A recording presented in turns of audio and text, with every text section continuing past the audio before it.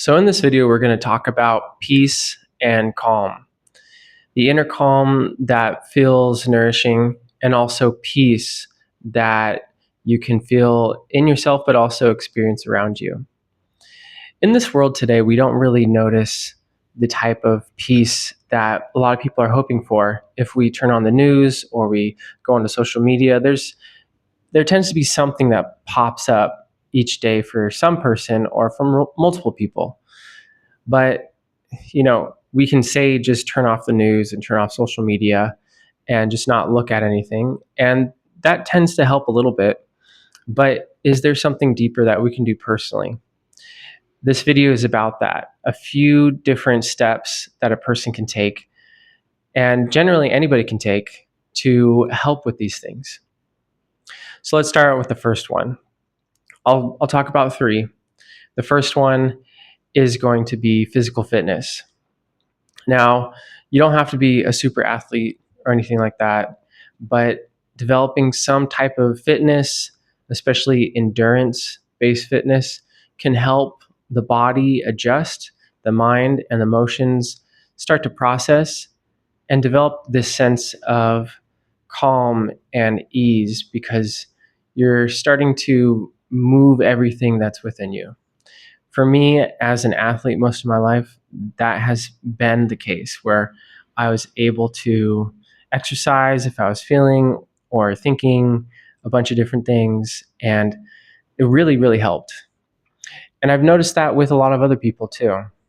If you look at different studies, I'll have to pull up some studies and put them in the video notes of general well-being from athletics. You'll see that that's actually one of the best things to create general well-being is developing some type of routine that is athletic based. Now, I really focus on endurance type of athletics, so endurance jogging or cycling or swimming, because that's what I like to do.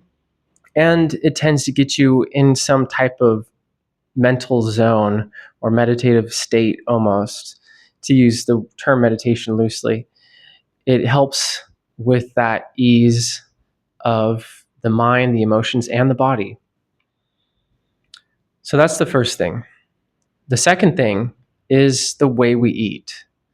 Now, I can look at a food and be like, oh, I crave that food. But my body might not need that food. So if I'm, let's say, really angry at what's happening in the world or thinking about politics, and I just feel all this fire coming up and rage and things like that, I'm probably not going to be wanting foods that exacerbate those emotions or thoughts. And specifically in traditional Chinese medicine, this is probably in Ayurvedic medicine as well, you can find equivalents, but in Chinese medicine, we're going to see that the warming foods are going to bring stuff up more, and it's going to push things and make them ascend. So with that, you're going to feel possibly more of those emotions that are a little bit volatile. So you might want to look into that, but that's kind of general to gauge what to eat based off of just your emotions. You really want to look into the process of pulse analysis or tongue diagnosis. Go to a Chinese medicine doctor or a acupuncturist, and they can help you out with a general idea of what's good for you at that particular time or that season. And you know what? If it helps for a couple of days, sometimes that'll balance your body out to where you go back to the acupuncturist or Chinese medicine doctor, and they'll say, okay, now your body has changed a little bit. Now try eating these certain things because now your body is going to digest these other things really good. So it's amazing how fast our body fluctuates. And I really want to put through in this video that our body is very agile and it's very adaptive. And so if we're in a certain season or just in a certain environment, room, or doing certain things continuously, our body and our internal stuff is going to try to adapt to that, but it could be getting a little bit overly whelmed by certain things, whether it be heat or cold or congestion or too light of things. Now, in terms of eating something that's going to basically calm or sink the body, root vegetables tend to be really good. So beets will be really good. Potatoes, I like sweet potatoes, but it just depends on the person. But generally, root vegetables are going to be good, especially beets because they're blood building. And most people, if you feel like you're getting really pale or you're feeling really lightheaded, you might want to look into blood building foods.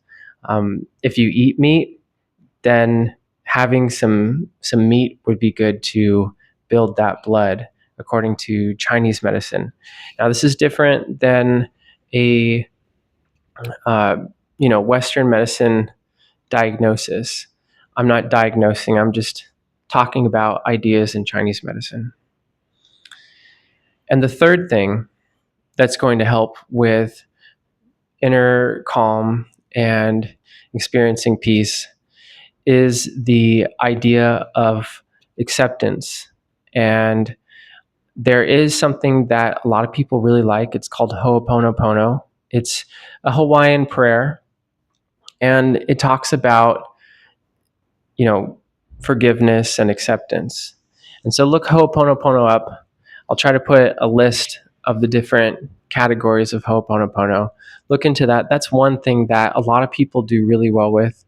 So let's say there's a challenge in your life, whether it's a person or a situation, or maybe it's a political situation or whatever, religious situation, whatever it may be, internal family stuff. You can take the Ho'opono prayer and do Ho'oponopono for whatever situation.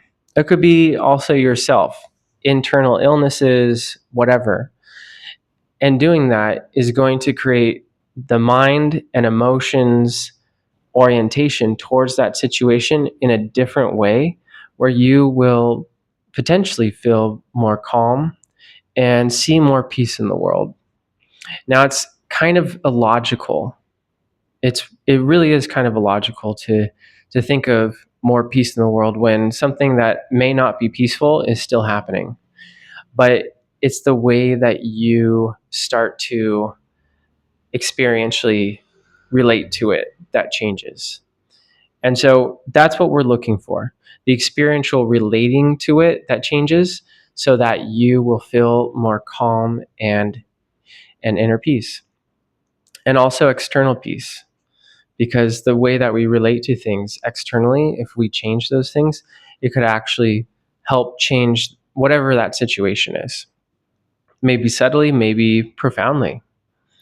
So those are three different things that can help generally most people with a lot of different things with inner calm and external peace.